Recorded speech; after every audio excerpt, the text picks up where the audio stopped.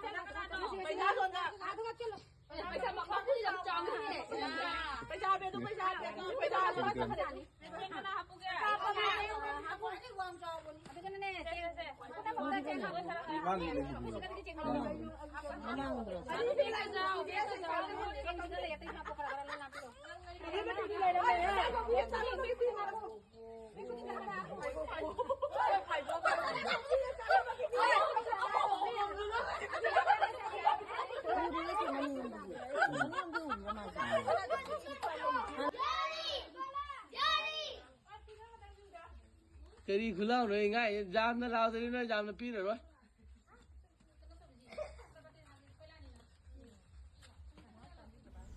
Ayuk tengang sing pura bikhani rore nungdinaram da khoi mo meyam jangna bikhani dana adide bazar dawdana khoi din duga bandra ja tho sena thorang tawna re bazar tawraga laga lai khorame adudagi mathang thorang haure bandra jabagi sin saba haure meyam asida salad soibagi ni meyam salad am yawe bandra da ados khoi salad soiba se meyam khana se Duma sumai tan salad soire imung manung da tawe bako mapan da tawde nong chubani na ko aduna ko imung manung da dum tawe bako sida na mai gi yerum khangde nga khangde ama dum thawang ni yam bagi dum thawang nungai re bandra zo yang loisan na thong kot na khoi chana re asida na mapan da na keno tawe bako ngawi bako myam nong se chui lep tor mapan da mu se nga ngau khot na thorang haure sida nga bandra gi nga thong gi thorang sin lang da hona jari aina mayam video to bada hona jare sida imung manung da mu ko mu akhaba ngau khot na khamen da tong na ngau khot na loi jare yam phajare sida na mu ngang sing yerum thong bagi thorang tauri dagi son sai pana ngang sing da porak pa mai gi ahumba fruity chocolates kurkure ke gino yang sing ya chapo ke moi bijana moi bu refreshment bizare adai khoi han chin na mapan de injang thong na ri ba ko mayam sin nga thong bagi phangjaw da nga thong bagi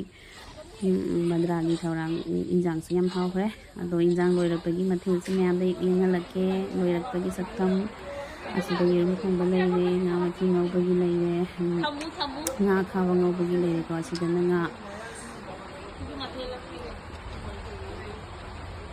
sidina yerum boil khara le howe ba boil on cha bagi khara le howe asida salad le yung chak se sin jaw yi adudagi son nga thong ba lei nga thong ba lei adudagi chak ki highlight tan ga mayam da banda ji ko imon le hin cha re ko mayam ma ba na nong ki thara ko na yam tin na pizza bagi thawang ta ko na sida inong ki yam de nang tin pizza re e mangon da cha be tan ja lo nong ki thare da ji nang au bro ni ba le ko ta ni ni cha sin phang re sida ko nupi matai bandra hari bola ni ro ko party me am ko nupi party me am jo ko kham da re cha tha re bandra hawe me am nga e video se nung si video me am like comment tawiramo mathang da su ngai ba video pujaraki mayam ngasi di sila loisalage. Thank you for watching. Bye bye.